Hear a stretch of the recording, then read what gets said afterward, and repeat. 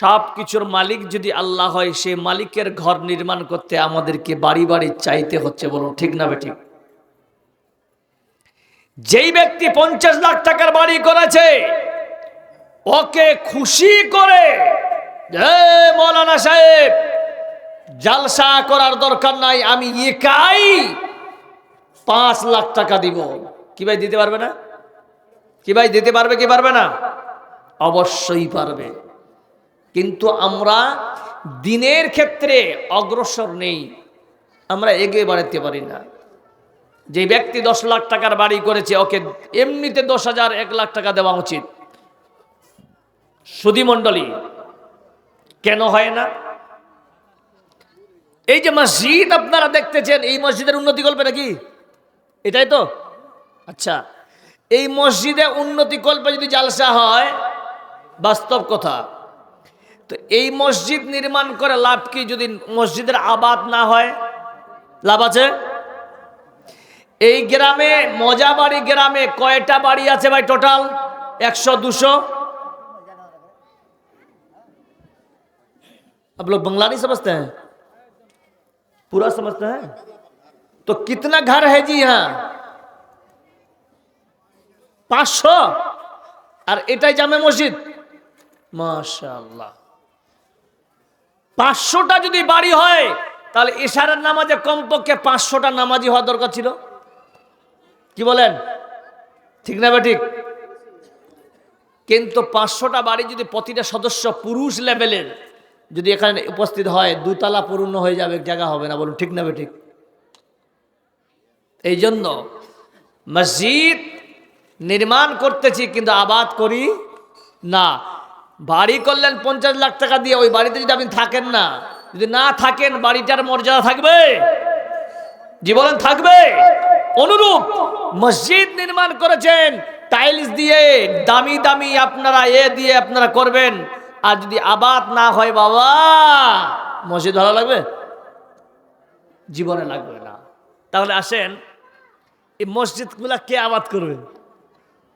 মোজাবাড়ির গ্রামের লোকেরাই করবে। কিন্তু আজ দুঃখের বিষয়, আপনাদের এলাকায় আছে কিনা, আপনার সঙ্গে কোথায় মধ্যে তাল মিলাবেন? আল্লাহ রাব্বুল আলামিন বলছেন, ইন্নামা ইয়া'মুরু মাসাজিদাল্লাহি মান আমানা বিল্লাহি ওয়াল ইয়াউমিল আখির ওয়া কামাস সালাতা ওয়া আতাজ যাকাতা ওয়া লাম ইয়াখশা ইল্লাল্লাহ। নিশ্চয়ই আমার মসজিদের আবাদ করবে কে? কে আমার মসজিদ আবাদ করবে? কে আমার মসজিদের দায়িত্ব নিবে?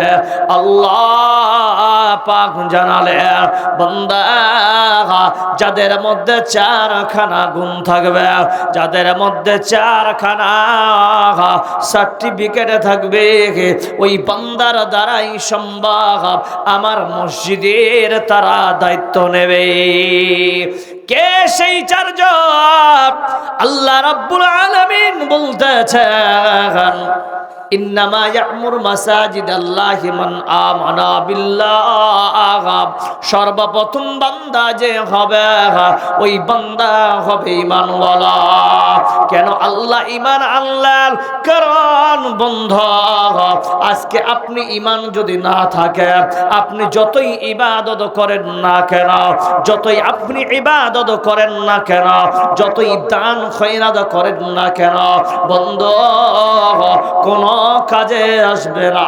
কারণ বান্দার তোমার ঈমান না হয়, আর ঈমান যতক্ষণ বান্দা আমল গ্রহণ হবে আল্লাহর কাছে, ততক্ষণ ঈমান না হয়, আমল করে কোনো ফায়দা হবে না। আসেন, প্রথমে নামাজি কম কেন, একটু টালি করে দেখেন বন্ধু। পিছনে যারা দাঁড়িয়ে আছেন, ভাই একটু 10 মিনিট বসে যাবে, তার চলে যাবে। भाई আমার 10 मिनट जरा बैठो। ओ मेरे भाइयों, हेलो सर जी, बैठो भाई, बैठो बैठो भाई। तो 10 मिनट के लिए बैठ जाइए, फिर बाद में चले जाइएगा। ये हमारे तरफ से आप लोगों को इल्तिजा है। बैठ जाइए मेरे भाई, बैठ जाइए। खड़ा खड़ा सुनचिए रहा जी, माशाअल्लाह। এবার আসেন বন্ধু, শুনে আর মুয়াজ্জিন আযান দিতেছে জোহরের সময়। হাইয়া আলাস সালাহ, হাইয়া আলাল ফালাহ। নামাজের দিকে আয় বান্দা, নামাজের দিকে আয়। কি লাভ? মুয়াজ্জিনের ভাষা অনুযায়ী বোঝা গেল হাইয়া আলাল ফালাহ। বান্দা যদি নামাজের দিকে আসো, আল্লাহ তোমাকে নামাজের মধ্যে কামিয়াবি রেখেছে। এই ডাকছেন, এই ডাকাটার নাম কি জোরে বলেন? মুয়াজ্জিন। মুয়াজ্জিন কিনা? তাহলে মুয়াজ্জিন কে হবে? মুয়াজ্জিন ওই বান্দা হবে যারা ঈমানদার হবে। বন্ধু শুনেন, আজকে আপনাদের এলাকায় আছে কিনা জানি না, অধিকাংশ আমাদের এলাকায় আমি দেখলাম অধিকাংশ মুয়াজ্জিন যারা আছে তারা গুটখা খর, খৈনি খর, তারা হলো বিড়ি খর। আল্লাহ বলছেন বান্দারে, তুমি আমার মসজিদের দিকে, তুমি আল্লাহর দিকে মানুষকে আহ্বান করবে। ওরে মুসলমান মুয়াজ্জিন, তুমি আল্লাহর দিকে যখন ডাকবা তাহলে মনে রাখিও তোমার পবিত্র তুমি বয়ান করতে যাচ্ছ, আমি আল্লাহর নাম তুমি ডাকতে যাচ্ছ, আমার মসজিদের দিকে তুমি ডাকতে যাচ্ছ। মানুষ তখনই আসবে বান্দা মুয়াজ্জিন, তোমার যদি মুখটা পবিত্র হয়। বন্ধুরে শুনেন, অনেকে আমি মুয়াজ্জিনকে দেখেছি মুখে খৈনি লাগিয়ে আজান দেয়। জোরে বলুন ঠিক না বেঠে? মুসলমান আল্লাহর বান্দারা মসজিদে কি করে আসবে? যেই ডাকবে নাপাক অবস্থায় তুমি ডাকতেছ, মুখে হারাম জিনিস লাগিয়ে তুমি মসজিদের দিকে আহ্বান করো। মুয়াজ্জিন শুনে নাও, আল্লাহ রাব্বুল আলামিনের নবী জনাবে মুহাম্মদ রাসূলুল্লাহ সাল্লাল্লাহু আলাইহি ওয়াসাল্লাম তিনি বলতেছেন, যারা প্রকৃত মুয়াজ্জিন হবে তাদের আল্লাহ কি ফজিলত দিয়েছে শুনে নেন। হাসরের ময়দানে অনেক লম্বা লম্বা গর্দানওয়ালা কিছু মানুষ, সকল মানুষ তাদের দিকে ঈর্ষা করবে, হিংসা করবে। কে এই রকম গর্দান কার লম্বা লম্বা? আল্লাহর নবীর কথা অনুযায়ী বলা হবে, এরা দুনিয়াতে আজান দিচ্ছিল, এরা হলো মর্যাদাশীল ব্যক্তি মুয়াজ্জিন। আল্লাহ এদের সম্মান এত বাড়িয়েছে, এই জন্য তাদের গলা উঁচু করে রেখেছে আল্লাহ। বন্ধু, আজকে তোমার মর্যাদা আল্লাহ এত দিয়েছে, কিন্তু তুমি কেন এই সমস্ত জিনিস মানো না? তাহলে বন্ধু, মুয়াজ্জিন হতে গেলে হারাম জিনিস থেকে নিজেকে দূরে সরে রাখতে হবে। জোরে বলুন ঠিক না বেঠিক? কি ভাই হচ্ছে আপনার দিকে? আছে এরকম মুয়াজ্জিন? আছে না খৈনিখর, গুলখর? আল্লাহ রাব্বুল আলামিনের বান্দারা শুনে, মুয়াজ্জিন সাহেব ইমামটাও দেখেন। আজকে আমরা পেশা করে নিয়েছি মাদ্রাসা মৌলবীদেরকে আর ইমামদেরকে আমরা চাকরের থেকে নিকৃষ্ট ভাবি। মুসলমান শুনে নেন, যায়েদ আলেমকে যদি তার পিছনে নামাজ পড়েন, আপনার নামাজের মধ্যে কোনো সন্দেহের অবকাশ থাকবে না। কারণ আপনি দেখতেছেন সস্তা ইমাম যায়েদ আলিমকে আপনি দেখছেন না। এই জন্য বলি রে মুমিন বান্দা, শোন, ইমামকে যেই জায়গা রাখবেন, ইমাম এত টাকা বেতন দিয়ে রাখবেন, ইমাম নামাজ পড়াবে একাকিনী আল্লাহর সামনে দিয়ে, ওর ধ্যান বাড়ির দিকে যাবে না।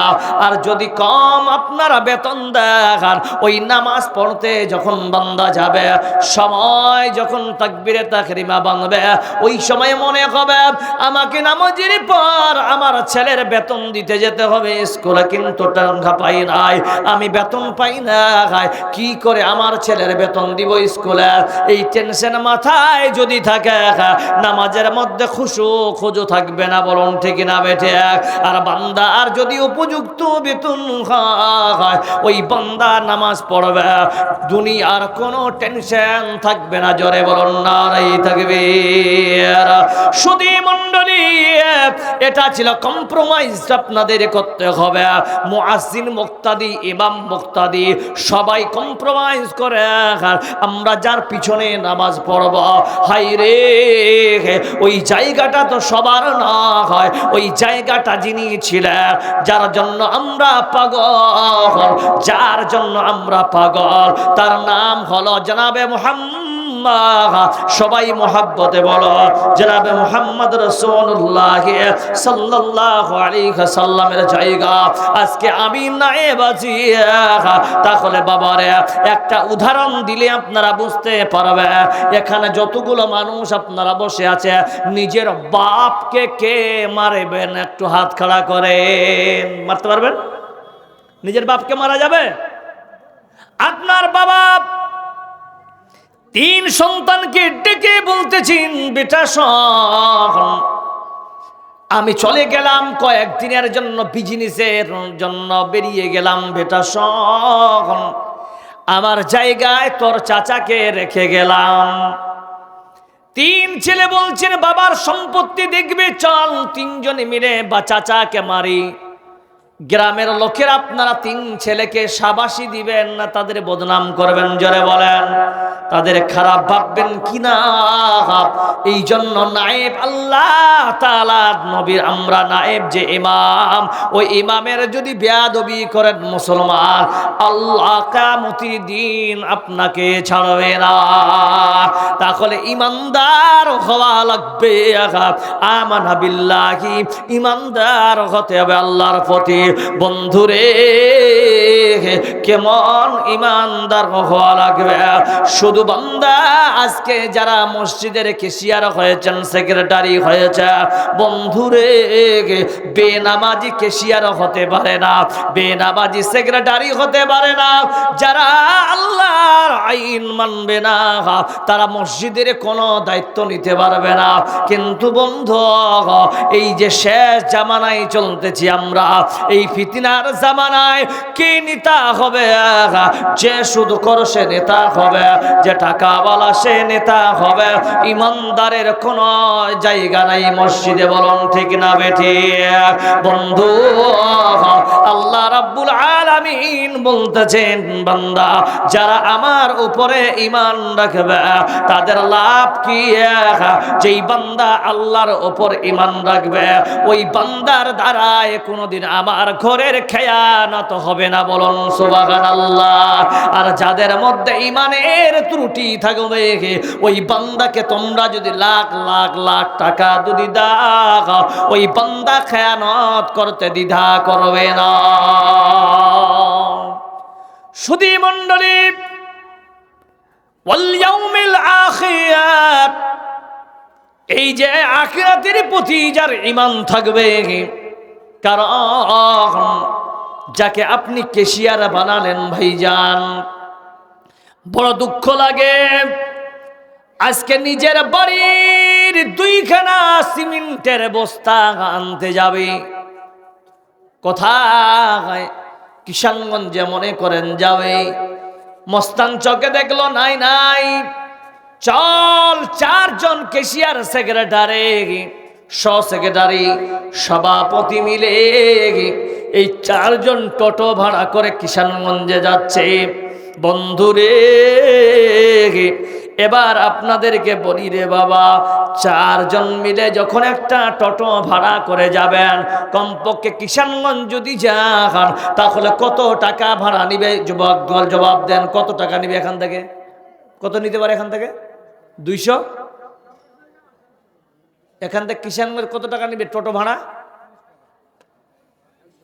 4 জন 200 টাকা নিবে। আপনারা ঘুমাচ্ছেন নাকি? আবার হাত খাড়া করেন তো সবাই। হাত খাড়া করেন সবাই, হাত খাড়া করেন সবাই, হাত খাড়া করেন, কেউ বাদ যাবেন না, হাত খাড়া করেন, করেন করেন। হ্যালো, হাত খাড়া করেন, হাত খাড়া করেন। ঘুমাচ্ছেন নাকি দেখছিলাম, কেউ বলছে গরম লাগে, ঘুম ধরেলি। সুধী মণ্ডলী, 200 টাকা আপনারা খরচ করে যাবেন। এবার আপনারা গেলে চলে একবার চা খাই, বল চা শুধু হবে না, বলছেন পুরি খায়। 40 টাকা পুরি এবং জিলাপি খেয়ে নিয়ে 4 বিল 50 টাকা। তাহলে 200 টাকা যদি টোটো ভাড়া হয়, 4 জনে মিলে 50 টাকা করে বিল করেছে, 200 টাকা গেল। কয় টাকা গেল জোরে বলেন? 400 টাকা গেল। এবার শোনেন বন্ধু, আল্লাহ রাব্বুল আলামিন বলছেন, ও কেশিয়ার, তোমার টাকা তো তুমি খরচ করতে পারতে। আমার আল্লাহ আমার মসজিদের কেশিয়ার তোমাকে বানিয়েছিলাম, তুমি টোটো ভাড়া দিয়ে নিয়ে গেলা ঠিক আছে, কিন্তু তোমার বাড়ির যদি বস্তা হতো সিমেন্টের, তুমি কিষানগঞ্জ থেকে টোটো ভাড়া দিয়ে আনতে না, তুমি কিষানগঞ্জ বা মস্তানচক থেকে হেঁটে হেঁটে আনতে। বান্দা শুনে নাও, তুমি যদি মসজিদের প্রতি মুখাম্বাগান থাকতে, তাহলে তুমি যদি মস্তানচক থেকে সাইকেল নিয়ে তুমি সিমেন্টের বস্তা আনতে, আর তোমার শরীর থেকে যদি ঘাম বের হতো, প্রত্যেক ঘামের কাতরায় তোমার সম্মান আমি আল্লাহ বাড়িয়ে দিতাম।